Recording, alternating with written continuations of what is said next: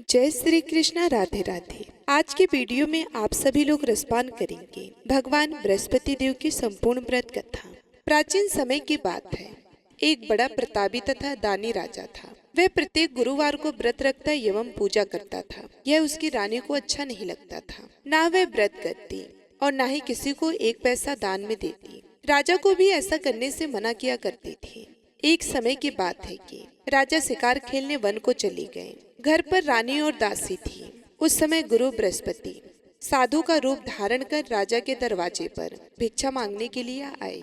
साधु ने रानी से भिक्षा मांगी तो वे कहने लगी कि हे साधु महाराज, मैं इस दान और पुण्य से तंग आ गई हूँ। आप कोई ऐसा उपाय बताएं जिससे यह सारा धन नष्ट हो जाए और मैं आराम से रह सकूं।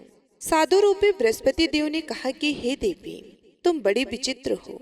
संतान और धन से भी कोई दुखी होता है क्या? अगर तुम्हारे पास धन अधिक है तो इसे शुभ कार्यों में लगाओ जिससे तुम्हारे दोनों लोग सुधरें। परंतु साधु की इन बातों से रानी खुश नहीं हुई। उसने कहा, मुझे ऐसे धन की आवश्यकता नहीं जिसे मैं दान दूं तथा जिसको संभालने में ही मेरा सारा समय नष्ट हो जाए। साधु ने कहा, यदि तुम्हारी ऐसी इच्छा है तो जैसा मैं तुम्हें बताता हूँ तुम वैसा ही करना। बृहस्पतिवार के दिन तुम घर को गोबर से लीपना, अपने केसों को पीली मिट्टी से धोना, केसों को धोते समय स्नान करना, राजा से हजामत बनाने को कहना, भोजन में मांस मंदिरा खाना, कपड़ा धोबी के यहाँ धुलने डालना। इस प्रकार 7 बृहस्पतिवार करने से तुम्हारा समस्त धन नष्ट हो जाएगा। इतना कहकर साधु बने बृहस्पति देव अंतर ध्यान हो गए। साधु के कहे अनुसार रानी को केवल 3 बृहस्पतिवार ही बीते थे कि उसकी समस्त धन संपत्ति नष्ट हो गई। भोजन के लिए परिवार तरसने लगा। एक दिन राजा ने रानी से बोला कि हे रानी, तुम यहीं रहो, मैं दूसरे देश को जाता हूँ, क्योंकि यहाँ पर मुझे सभी जानते हैं, इसलिए मैं कोई छोटा कार्य नहीं कर सकता। ऐसा कहकर राजा परदेश को चला गया। वहाँ वह जंगल से लकड़ी काट कर लाता और शहर में बेचता। इस तरह वह अपना जीवन व्यतीत करने लगा। इधर राजा के बिना रानी और दासी दुखी रहने लगी। एक समय जब रानी और दासियों को 7 दिन बिना भोजन के रहना पड़ा तो रानी ने अपने दासी से कहा कि हे दासी, पास ही के नगर में मेरी बहन रहती है, वह बड़ी धनवान है, तू उसके पास जा और कुछ लिया ताकि थोड़ा बहुत गुजर बसर हो जाए। दासी रानी के बहन के पास गई। उस दिन बृहस्पतिवार था। रानी की बहन उस समय बृहस्पतिवार की कथा सुन रही थी। दासी ने रानी की बहन को अपनी रानी का संदेश दिया, लेकिन रानी की बहन ने कोई उत्तर नहीं दिया। जब दासी को रानी की बहन से कोई उत्तर नहीं मिला तो वह बहुत दुखी हुई। उसे क्रोध भी आया। दासी ने वापस आकर रानी को सारी बात बता दी। सुनकर रानी ने अपने भाग्य को कोसा। उधर रानी की बहन ने सोचा कि मेरी बहन की दासी आई थी, परंतु मैं उससे नहीं बोली, इससे वह बहुत दुखी हुई होगी। कथा सुनकर और पूजन समाप्त कर मैं अपनी बहन के घर गई और कहने लगी कि हे बहन, मैं बृहस्पतिवार का व्रत कर रही थी, तुम्हारी दासी गई, परंतु जब तक कथा होती है तब तक ना उठते हैं और ना बोलते हैं, इसलिए मैं नहीं बोली। कहो दासी क्यों गई थी? रानी बोली, बहन, हमारे घर अनाज नहीं था।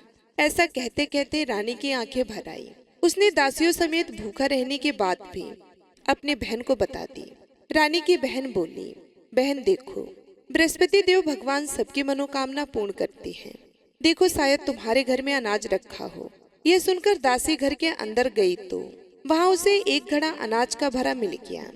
उसे बड़ी हैरानी हुई क्योंकि उसने एक एक बर्तन देख लिया था। उसने बाहर आकर रानी को बताया। दासी रानी से कहने लगी कि हे रानी, जब हमको भोजन नहीं मिलता तो हम व्रत ही तो करते हैं, इसलिए क्यों ना इनसे व्रत और कथा की विधि पूछ ली जाए, हम भी व्रत किया करेंगे। दासी के कहने पर रानी ने अपनी बहन से बृहस्पतिवार व्रत के बारे में पूछा।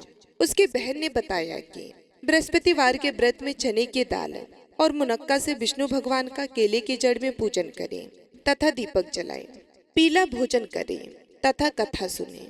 इससे गुरु बृहस्पति भगवान प्रसन्न होते हैं और मनोकामना पूर्ण करते हैं। व्रत और पूजन की विधि बताकर रानी की बहन अपने घर लौट आई। रानी और दासी दोनों ने निश्चय किया कि बृहस्पति देव भगवान का पूजन जरूर करेंगे। 7 रोज बाद जब बृहस्पतिवार आया तो उन्होंने व्रत रखा। घूड़ साल में जाकर चना और गुड़ बीन लाई तथा उसकी दाल से केले की जड़ तथा विष्णु भगवान का पूजन किया। अब पीला भोजन कहाँ से आए? दोनों बड़ी दुखी हुई, परंतु उन्होंने व्रत किया था, इसलिए बृहस्पति देव भगवान प्रसन्न थे। एक साधारण व्यक्ति के रूप में वे 2 थाली में सुंदर पीला भोजन लेकर आए और दासी को देकर बोले कि हे दासी, यह भोजन तुम्हारे लिए और तुम्हारी रानी के लिए है, इसे तुम दोनों ग्रहण करना। दासी भोजन पाकर बहुत प्रसन्न हुई। उसने रानी को सारी बात बताई। उसके बाद से वे प्रत्येक बृहस्पतिवार को गुरु भगवान का व्रत और पूजन करने लगे। बृहस्पति भगवान की कृपा से उनके पास धन हो गया, परंतु रानी फिर पहले की तरह आलस्य करने लगी। तब दासी बोली, देखो रानी, तुम पहले भी इस प्रकार आलस्य करती थी, तुम्हें धन के रखने में कष्ट होता था, इस कारण सभी धन नष्ट हो गए। अब गुरु बृहस्पति भगवान की कृपा से धन मिला है, तो फिर तुम्हें आलस्य होता है। बड़ी मुसीबतों के बाद हमने यह धन पाया है, इसलिए हमें दान पुण्य करना चाहिए। अब तुम भूखे मनुष्यों को भोजन कराओ, प्याऊ लगवाओ, ब्राह्मणों को दान दो, कुआं, तालाब, बावड़ी आदि का निर्माण कराओ, मंदिर पाठशाला बनाकर ज्ञान दान दो, कुंवारी कन्याओं का विवाह करवाओ, अर्थात धन को शुभ कार्यों में खर्च करो, जिससे तुम्हारे कुल का यश बढ़े तथा स्वर्ग प्राप्त हो और पितर भी प्रसन्न हो। दासी की बात मानकर रानी शुभ कर्म करने लगी। उसका यश फैलने लगा। एक दिन रानी और दासी आपस में विचार करने लगे कि न जाने राजा किस दशा में होंगे, उनकी कोई खोज खबर भी नहीं है। उन्होंने श्रद्धा पूर्वक गुरु बृहस्पति भगवान से प्रार्थना की कि राजा कहीं भी हो, शीघ्र वापस आ जाए। उधर राजा प्रदेश में बहुत दुखी रहने लगा। वह प्रतिदिन जंगल से लकड़ी बीन कर लाता और उसे शहर में बेचकर अपने दुखी जीवन को बड़ी कठिनता से व्यतीत करता। एक दिन दुखी होकर अपनी पुरानी बातों को याद करके वह रोने लगा और उदास हो गया। उसी समय राजा के पास बृहस्पति देव साधु के भेष में आकर बोले, हे लकड़हारे, तुम इस सुनसान जंगल में किस चिंता में बैठे हो, मुझे बतलाओ। यह सुनकर राजा के नेत्रों में जल भर आया। साधु की वंदना कर राजा ने अपनी संपूर्ण कहानी सुना दी। महात्मा दयालु होते हैं। वे राजा से बोले, हे राजा, तुम्हारी पत्नी ने बृहस्पति देव के प्रति अपराध किया था, जिसके कारण तुम्हारी यह दशा हुई। अब तुम चिंता मत करो, भगवान तुम्हें पहले से अधिक धन देंगे। देखो, तुम्हारी पत्नी ने बृहस्पतिवार का व्रत प्रारंभ कर दिया है। अब तुम भी बृहस्पतिवार का व्रत करके चने की दाल व गुड़ जल के लोटे में डालकर केले का पूजन करो। फिर कथा कहो या सुनो, भगवान तुम्हारी सब मनोकामनाओं को पूर्ण करेंगे। साधु की बात सुनकर राजा बोला कि हे प्रभु, लकड़ी बेचकर तो इतना पैसा बचता ही नहीं है जिससे भोजन के उपरांत कुछ बचा सकूं। मैंने रात्रि में अपनी रानी को व्याकुल देखा है। मेरे पास कोई साधन नहीं जिससे उसका समाचार जान सकूं। फिर मैं कौन सी कहानी कहूं, यह भी मुझको मालूम नहीं है। साधु ने कहा, हे राजा, मन में बृहस्पति भगवान की पूजन व्रत का निश्चय करो। वे स्वयं तुम्हारे लिए कोई राह बना देंगे। बृहस्पतिवार के दिन तुम रोजाना की तरह लकड़ियां लेकर शहर में जाना। तुम्हें रोज से दुगना धन मिलेगा, जिससे तुम भली भांति भोजन कर लोगे तथा बृहस्पति देव की पूजा का सामान भी आ जाएगा। जो तुमने बृहस्पतिवार की कहानी के बारे में पूछा है वह इस प्रकार है। प्राचीन काल में एक बहुत ही निर्धन ब्राह्मण था। उसकी कोई संतान नहीं थी। वह नित्य पूजा पाठ करता। उसकी स्त्री ना स्नान करती और न किसी देवता का पूजन करती। इस कारण ब्राह्मण देवता बहुत दुखी रहते थे। भगवान की कृपा से ब्राह्मण के यहाँ एक कन्या उत्पन्न हुई। कन्या बड़ी होने लगी। प्रातः स्नान करके वह भगवान विष्णु का जप करती। बृहस्पतिवार का व्रत भी करने लगी। पूजा पाठ समाप्त कर पाठशाला जाती तो अपनी मुट्ठी में जौ भर के ले जाती और पाठशाला के मार्ग में डालती जाती। लौटते समय वही जौ स्वर्ण के हो जाती तो उनको बीन कर घर ले आती। एक दिन वह बालिका सूप में उन सोने के जौ को फटकार कर साफ कर रही थी कि तभी उसकी माँ ने देख लिया और कहा कि हे बेटी, सोने के जौ को फटकने के लिए सोने का सूप भी तो होना चाहिए। दूसरे दिन गुरुवार था। कन्या ने व्रत रखा और बृहस्पति देव से सोने का सूप देने की प्रार्थना की। बृहस्पति देव ने उसकी प्रार्थना स्वीकार कर ली। रोजाना की तरह वह कन्या जौ फैलाती हुई पाठशाला चली गई। पाठशाला से लौटकर जब वह जौ बीन रही थी तो बृहस्पति देव की कृपा से उसे सोने का सूप मिला। उसे वह घर लेकर आई और उससे जौ साफ करने लगी, परंतु उसकी माँ का वही ढंग रहा। एक दिन की बात है, कन्या सोने के सूप में जब जौ को साफ कर रही थी उस समय उस नगर का राजकुमार वहां से निकला। कन्या के रूप और कार्य को देखकर वह उस पर मोहित हो गया। राजमहल आकर वह भोजन तथा जल त्याग कर उदास होकर लेट गया। राजा को जब राजकुमार द्वारा अन्न जल त्यागने का समाचार ज्ञात हुआ तो अपने मंत्रियों के साथ वह अपने पुत्र के पास गया और कारण पूछा। राजकुमार ने राजा को उस लड़की के घर का पता भी बता दिया। मंत्री उस लड़की के घर गया। मंत्री ने ब्राह्मण के समक्ष राजा की ओर से निवेदन किया। कुछ ही दिन बाद ब्राह्मण की कन्या का विवाह राजकुमार के साथ संपन्न हो गया। कन्या के घर से जाते ही ब्राह्मण के घर में पहले की भांति गरीबी का निवास हो गया। एक दिन दुखी होकर ब्राह्मण अपनी पुत्री से मिलने गया। बेटी ने पिता की अवस्था को देखा और अपनी माँ का हाल पूछा। ब्राह्मण ने सभी हाल कह सुनाया। कन्या ने बहुत सा धन देकर अपने पिता को विदा कर दिया। लेकिन कुछ दिन बाद फिर वही हाल हो गया। ब्राह्मण फिर अपनी कन्या के यहाँ गया और सभी हाल कहा। पुत्री बोली, हे पिताजी, आप माताजी को यहाँ ले आओ, मैं उन्हें यह विधि बता दूंगी जिससे गरीबी दूर हो जाए। ब्राह्मण देवता अपनी स्त्री को साथ लेकर अपनी पुत्री के पास राजमहल पहुँचे तो पुत्री अपनी माँ को समझाने लगी और कहने लगी कि हे माँ, तुम प्रातःकाल स्नान आदि करके विष्णु भगवान का पूजन करो तो सब दरिद्रता दूर हो जाएगी। परंतु उसकी माँ ने उसकी एक भी बात नहीं मानी। वह प्रातःकाल उठकर अपनी पुत्री के बच्चों के जूठन को खा लेती थी। एक दिन उसकी पुत्री को बहुत गुस्सा आया। उसने अपनी माँ को एक कोठरी में बंद कर दिया। प्रातः उसे स्नान आदि करा के पूजा पाठ करवाया तो उसकी माँ की बुद्धि ठीक हो गई। इसके बाद वह नियम से पूजा पाठ करने लगी और प्रत्येक बृहस्पतिवार को व्रत करने लगी। इस व्रत के प्रभाव से मृत्यु के बाद वह स्वर्ग को गई। वह ब्राह्मण भी सुख पूर्वक इस लोक का सुख भोग कर स्वर्ग को प्राप्त हुआ। इस तरह कहानी कहकर साधु बने देवता वहां से लोप हो गए। धीरे धीरे समय व्यतीत होने पर फिर बृहस्पतिवार का दिन आया। राजा जंगल से लकड़ी काटकर शहर में बेचने गया। उसे उस दिन और दिनों से अधिक धन मिला। राजा ने चना गुड़ आदि लाकर बृहस्पतिवार का व्रत किया। उस दिन से उसके सभी क्लेश दूर हो गए। परंतु जब अगले गुरुवार का दिन आया तो वह बृहस्पतिवार का व्रत करना भूल गया। इस कारण बृहस्पति भगवान नाराज हो गए। उस दिन उस नगर के राजा ने विशाल यज्ञ का आयोजन किया था तथा अपने समस्त राज्य में घोषणा करवा दी कि सभी मेरे यहाँ भोजन करने आए, किसी के घर चूल्हा ना चले। इस आज्ञा को जो नहीं मानेगा उसको फांसी दे दी जाएगी। राजा की आज्ञा अनुसार राज्य के सभी वासी राजा के भोज में सम्मिलित हुए। लेकिन लकड़हारा कुछ देर से पहुंचा, इसलिए राजा उसको अपने साथ महल में ले गए। जब राजा लकड़हारे को भोजन करा रहे थे तो रानी की दृष्टि उस खूंटी पर पड़ी जिस पर उसका हार लटका हुआ था। उसे हार खूंटी पर लटका दिखाई नहीं दिया। रानी को निश्चय हो गया कि मेरा हार इस लकड़हारे ने चुरा लिया है। उसी समय सैनिक बुलवाकर उसको जेल में डलवा दिया। लकड़हारा जेल में विचार करने लगा कि ना जाने कौन से पूर्व जन्म के कर्म से मुझे यह दुख प्राप्त हुआ है, और जंगल में मिले साधु को याद करने लगा। तत्काल बृहस्पति देव साधु के रूप में प्रकट हो गए और कहने लगे कि अरे मूर्ख, तूने बृहस्पति देवता की कथा नहीं की, उसी कारण तुझे यह दुख प्राप्त हुआ है। अब तू चिंता मत कर। बृहस्पतिवार के दिन जेल खाने के दरवाजे पर तुझे 4 पैसे पड़े मिलेंगे। उनसे तो बृहस्पतिवार की पूजा करना तो तेरे सभी कष्ट दूर हो जाएंगे। अगले बृहस्पतिवार उसे जेल के द्वार पर 4 पैसे मिले। राजा ने पूजा का सामान मंगवाकर कथा कही और प्रसाद बांटा। उसी रात्रि में बृहस्पति देव ने उस नगर के राजा को स्वप्न में कहा, हे राजा, जिसे तूने जेल में बंद किया है उसे कल छोड़ देना, वह निर्दोष है। राजा प्रातःकाल उठा और खूंटी पर हाथ टंगा देखकर लकड़हारे को बुलाकर क्षमा मांगी तथा राजा के योग्य सुंदर वस्त्र आभूषण भेंट कर उसे विदा किया। गुरुदेव की आज्ञा अनुसार राजा अपने नगर को चल दिया। राजा जब नगर के निकट पहुंचा तो उसे बड़ा ही आश्चर्य हुआ। नगर में पहले से अधिक बाग, तालाब और कुएं तथा बहुत से धर्मशालाएं, मंदिर आदि बने हुए थे।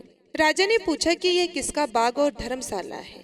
तब नगर के सब लोग कहने लगे कि यह सब रानी और दासी द्वारा बनवाई गई हैं। राजा को आश्चर्य हुआ और गुस्सा भी आया कि उसके अनुपस्थिति में रानी के पास धन कहाँ से आया होगा। जब रानी ने यह खबर सुनी कि राजा आ रहे हैं तो उसने अपनी दासी से कहा कि हे दासी, देख राजा हमको कितनी बुरी हालत में छोड़ के गए थे। वे हमारी ऐसी हालत देखकर लौट ना जाएं, इसलिए तू दरवाजे पर खड़ी हो जा। रानी के आज्ञा अनुसार दासी दरवाजे पर खड़ी हो गई और जब राजा आए तो उन्हें अपने साथ महल में लिवा लाई। तब राजा ने क्रोध करके अपनी तलवार निकाली और पूछने लगी कि बताओ यह धन तुम्हें कैसे प्राप्त हुआ है। तब रानी ने सारी कथा कह सुनाई। राजा ने निश्चय किया कि मैं रोजाना दिन में 3 बार कहानी कहा करूंगा और रोज व्रत किया करूंगा। अब हर समय राजा के दुपट्टे में चने की दाल बंधी रहती तथा दिन में 3 बार कथा कहता। एक रोज राजा ने विचार किया कि चलो अपनी बहन के यहाँ हो आऊं। इस तरह का निश्चय कर राजा घोड़े पर सवार हो अपनी बहन के यहाँ चल दिया। मार्ग में उसने देखा कि कुछ आदमी एक मुर्दे को लिए जा रहे थे। उन्हें रोककर राजा कहने लगा, अरे भाइयों, मेरे बृहस्पतिवार की कथा सुन लो। वे बोले, लो, हमारा तो आदमी मर गया है, इसको अपनी कथा की पड़ी है। परंतु कुछ आदमी बोले, अच्छा कहो, हम तुम्हारी कथा भी सुनेंगे। राजा ने दाल निकाली और कथा कहनी शुरू कर दी। जब कथा आधी हुई तो मुर्दा हिलने लगा और जब कथा समाप्त हुई तो राम राम करके वह मुर्दा खड़ा हो गया। राजा आगे बढ़ा। उसे चलते चलते शाम हो गई। आगे मार्ग में उसे एक किसान खेत में हल चलाता मिला। राजा ने उससे कथा सुनने का आग्रह किया, लेकिन वह नहीं माना। राजा आगे चल पड़ा। राजा के हटते ही बैल पछाड़ खाकर गिर गए तथा किसान के पेट में बहुत जोरों से दर्द होने लगा। उसी समय किसान की माँ रोटी लेकर आई। उसने जब देखा तो अपने पुत्र से सब हाल पूछा। बेटी ने सभी हाल बता दिया। बुढ़िया दौड़ी दौड़ी उस घुड़सवार के पास पहुंची और उससे बोली, मैं तेरी कथा सुनूंगी, तू अपनी कथा मेरे खेत पर ही चलकर कहना। राजा ने लौटकर बुढ़िया के खेत पर जाकर कथा कही, जिसके सुनते ही बैल खड़े हो गए तथा किसान के पेट का दर्द भी बंद हो गया। राजा अपनी बहन के घर पहुंच गया।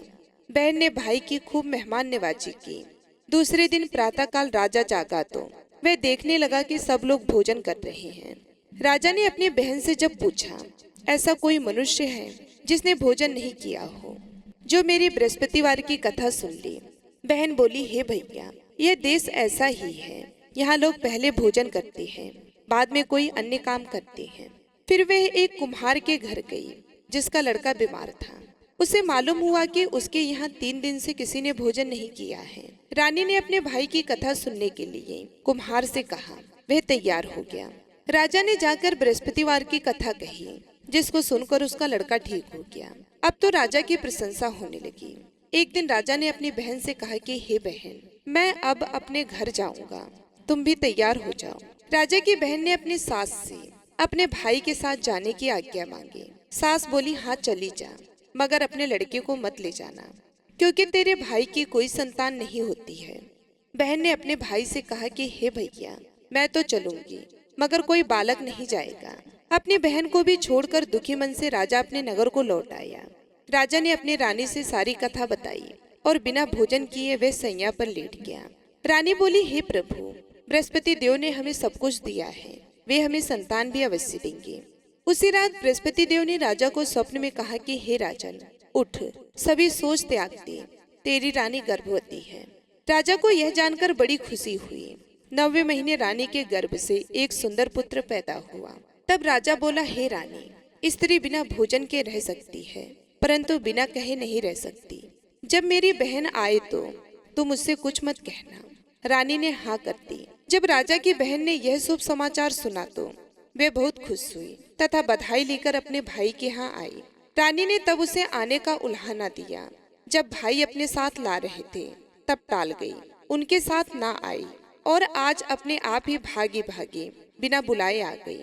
तो राजा की बहन बोली, भाभी, मैं इस प्रकार ना कहती तो तुम्हारे घर औलाद कैसी होती। तो इस प्रकार से बृहस्पति देव की ये कथा समाप्त होती है। तो एक बार प्रेम से बोलिए, भगवान बृहस्पति देव की जय। बृहस्पति देव सभी कामनाएं पूर्ण करते हैं। जो सद्भावना पूर्वक बृहस्पतिवार का व्रत करता है एवं कथा पढ़ता है अथवा सुनता है और दूसरे को सुनाता है, बृहस्पति देव उसकी सभी मनोकामनाएं पूर्ण करती हैं, उनकी सदैव रक्षा करती हैं। जो संसार में सद्भावना से गुरुदेव का पूजन एवं व्रत सच्चे हृदय से करती हैं, उनकी सभी मनोकामनाएं वैसे ही पूर्ण होती हैं। जैसे सच्ची भावना से रानी और राजा ने बृहस्पति देव की कथा का गुणगान किया तो उनकी सभी इच्छाएं बृहस्पति देव ने पूर्ण की। अनजाने में भी बृहस्पति देव की उपेक्षा ना करें, ऐसा करने से सुख शांति नष्ट हो जाती है। इसलिए सबको कथा सुनने के बाद प्रसाद लेकर जाना चाहिए। हृदय से उनका मनन करते हुए जयकारा बोलना चाहिए। तो बोलिए भगवान बृहस्पति देव की जय। जय बृहस्पति देवा, ओम जय बृहस्पति देवा, छिन छिन भोग लगाऊं, छिन छिन भोग लगाऊं, कदली फल मेवा। ओम जय बृहस्पति देवा, तुम पूर्ण परमात्मा, तुम अंतर्यामी, प्रभु तुम अंतर्यामी। जगत पिता जगदीश्वर, जगत पिता जगदीश्वर, तुम सबके स्वामी। ओम जय बृहस्पति देवा, चरणामृत निज निर्मल, सब पातक हरता, प्रभु सब पातक हरता। सकल मनोरथ दायक, सकल मनोरथ दायक, कृपा करो भरता।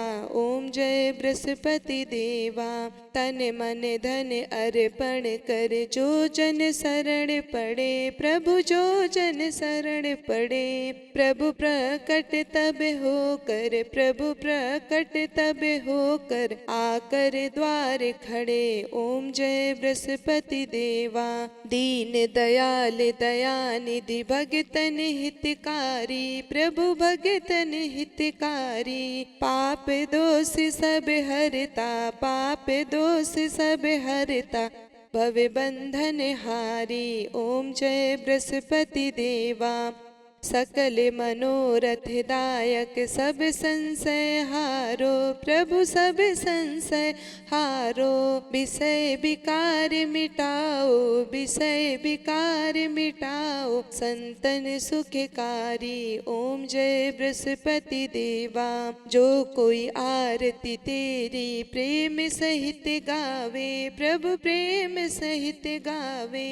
जेठानंद आनंद कर, जेठा आनंद आनंद कर, सो निश्चय पावे। ओम जय बृहस्पति देवा।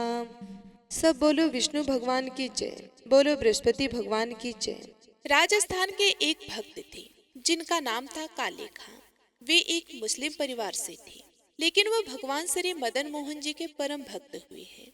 और यह भक्त कैसे बनी है, तो आइए जानते हैं। पहले तो इनको केवल मंदिर में साफ सफाई का काम दिया गया था। पहले तो यह सिर्फ अपने घर को चलाने के लिए, रोजगारी के लिए मंदिर जाया करते थे। उस समय भगवान के प्रति इनका कोई भाव नहीं था, लेकिन प्रतिदिन इसी भाव से मंदिर जाने का यह प्रभाव हुआ कि धीरे धीरे इनको ठाकुर जी की भक्ति की लत लगने लग गई। अब तो ऐसी स्थिति हो गई कि पूरे दिन मंदिर में ही रहते और मंदिर में बैठ करके ठाकुर जी को निहारते रहते। बीच बीच में भोजन करने के लिए सभी लोग अपने अपने घर जाते, लेकिन ये वहीं बैठे बैठे ठाकुर जी को देखते रहते।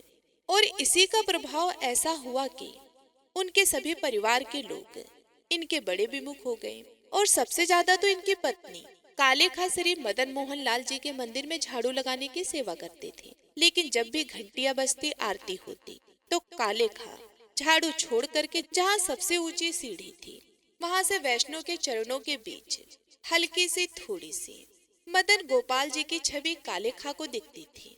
बिना भाव के ही कालेखा देखता था, लेकिन धीरे धीरे वह भाव सृजित हो गया। प्रिय भक्तों, कालेखा एक मुस्लिम परिवार में जन्मा व्यक्ति था और सिर्फ मंदिर के दहलीज से ही मदन मोहन के दर्शन करता।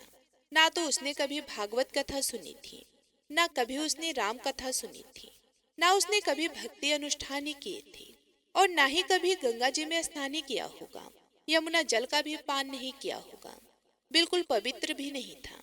उस कालेखा को मदन मोहन जी प्रिय लगे। हमारे शास्त्र कहते हैं कि इतने नियमों का पालन करो, तब ठाकुर जी से प्रेम होगा। और यहाँ तो कालेखा ने कुछ भी नहीं किया, फिर भी प्रेम कैसे हो गया। प्रिय भक्तों, ठाकुर जी ने प्रेम किया है उससे, इसलिए प्रेम हो गया। कालेखा पर ठाकुर जी रीझ गए और कालेखा को मदन मोहन जी प्रिय लगने लगे। कालेखा पहले तो वेतन लेने के लिए काम करता था, पर अब तो वह कार्य करने के लिए इसलिए जाता था कि मदन मोहन जी दिख जाएं। घर परिवार के लोग उसे डांटने लगे, फटकारने लगे। पत्नी कहने लगी कि इतने वर्ष हो गए शादी को, कोई औलाद नहीं है, हमें हमारे कोई पुत्र नहीं है। परिवार के दूसरे लोग बोले कि पुत्र होगा, परंतु कैसे। अपने खुदा को छोड़कर जो दूसरे को भजेगा तो पुत्र कैसे होगा, कहाँ से होगा? जब अपने खुदा से गुहार करेगा, नमाज आदि करेगा, उनसे प्रार्थना करेगा, तभी तो वह औलाद देंगे। ये ताने रोज रोज सुना करके अब तो काले खा का घर आना ही बंद कर दिया। अब काले खा मन ही मन सोचने लगी कि क्या करूं। घर जाता हूं तो सभी सुनाते हैं।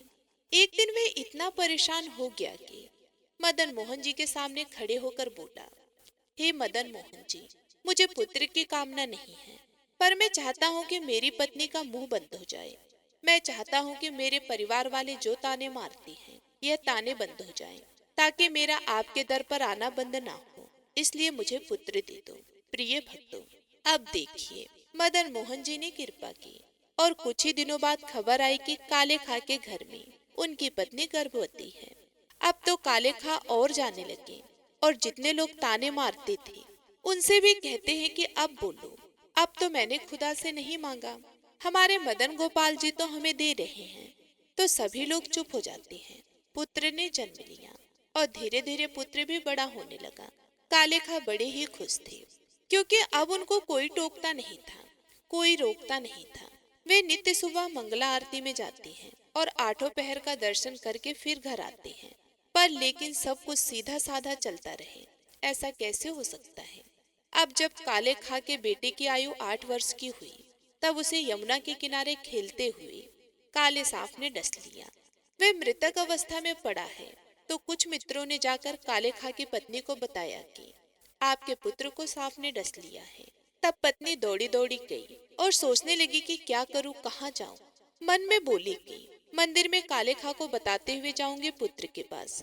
काले खा को जाकर सूचना दी थी। बोली कि जल्दी चलो। काले खा बोली, क्या हो गया, इतना हाफ क्यों रही हो, क्या हो गया है? फिर पत्नी बोली कि हमारा पुत्र यमुना किनारे खेलने के लिए गया था, उसको एक सांप ने डस लिया है। जल्दी चलो, किसी वैद्य को बुलाना पड़ेगा, कोई झाड़ा देने वाला बुलाना पड़ेगा, नहीं तो पुत्र मर जाएगा। प्रिय भक्तों, अब देखिए, इतने में ही ठाकुर जी के भोग आरती का घंटा बजने लगा और जैसे ही आरती का घंटा बजा, काले खा पत्नी से बोला, अरे तू जा जल्दी, जाके देख, मैं आरती करके आता हूँ। काले खा की पत्नी बोली कि तुम कैसे काफिर हो गए हो, हमारा पुत्र मरने वाला है, उसको सांप ने डस लिया है। तुमको अभी भी यह कालिया दिख रहा है, अभी भी इस मदन मोहन की शरण में बैठे हो। काले खा बोला कि तुम भूलो मत, पुत्र इन्होंने ही दिया है। फिर पत्नी बोली, इन्होंने दिया है तो फिर बचा ले। आज उसको और ऐसा कह के और भी कई बातें कह के पत्नी वहां से चली गई। काले खा मदन मोहन जी को देख रहे हैं, नेत्रों से आंसू गिर रहे हैं। काले खा बोले, आपको अच्छा नहीं लगता ना कि हम ठीक ठाक रहे, सब कुछ ठीक तो चल रहा था 8 सालों से, किसी ने भी मुझसे कुछ नहीं कहा। 8 सालों में एक भी दिन ऐसा नहीं गया कि मैंने आपकी कोई आरती छोड़ी हो, किसी भी दर्शन में मेरा अवकाश आया हो। फिर आज कौन सा नया खेल खेल दिया आपने? काले खा तो दर्शन करते रहे, ठाकुर जी को देखते रहे। इतने में ही पीछे से पत्नी अपने मृतक पुत्र को उसके मुख से झाग निकल रहा था, पूरा शरीर नीला पड़ गया था। उस पुत्र को लाकर काले खा के बगल में रख दिया, मदन मोहन जी के मंदिर के दहलीज के बाहर, और बोली, बहुत कहते हो ना कि मदन गोपाल जी ने दिया है, अब कह दो उनसे कि बचाएं इसको। यदि आज मेरा पुत्र बच गया तो मैं तुम्हें वचन देती हूँ कि तुम्हारे साथ साथ मैं भी इनकी दासी हो जाऊंगी। प्रिय भक्तों, अब देखिए, काले खा मदन मोहन जी के सामने खड़े हैं और बोले कि हे नाथ, मुझे ये नहीं चाहिए कि आप मेरे पुत्र को बचाओ, मैं तो बस यह चाहता हूँ कि आप मुझसे ना छूटो, ऐसा कुछ भी मेरे साथ ना हो। अगर आप मुझे यह वचन देते हो कि मेरे पुत्र की मृत्यु पर आप मुझसे दूर नहीं होंगे, तो मुझे यह भी स्वीकार है। लेकिन यदि मेरे परिवार ने आपको मुझसे दूर किया और उसमें कारण पुत्र की मृत्यु बने, तो मैं आपसे हाथ जोड़कर प्रार्थना करता हूँ कि मेरे पुत्र को बचाओ। हे प्रभु, मैं इसके बिना रह सकता हूँ, परिवार के बिना भी रह सकता हूँ, लेकिन आपके बिना मैं नहीं रह सकता। और अगर मेरे पुत्र को कुछ हो गया तो मेरा परिवार मुझे आपके संग रहने नहीं देगा। प्रिय भक्तों, सभी के सामने काले खा मदन मोहन से बोला, अगर आप केवल हिंदुओं के नाथ हो तब तो हम पर होनी असंभव है, पर मैंने तो सुना है कि दुनिया के लोग आपको जगन्नाथ बुलाते हैं, आप जग के नाथ हो या फिर हिंदुओं के नाथ हो, इसमें हमारा कोई दावा नहीं है, पर हो तो जगत के नाथ ही, तो हमारे सुध लीजिए प्रभु। प्रिय भक्तों, काले खाने जैसी है पंक्ति पूर्ण की, पूर्ण करते ही देखा कि काले खा के हाथ को पकड़े उसका पुत्र बगल में खड़ा है। काले खाने जैसे ही देखा अपने पुत्र को, और पुत्र कहने लगा कि पिताजी वे कहाँ है। यह सुनकर पिता बोले कि कौन। फिर बेटा बोला कि जिसने आ करके मुझको उठाया, जो मुझसे अभी वचन देकर गया है कि तू उठ जा, मैं तेरे साथ खेलूंगा।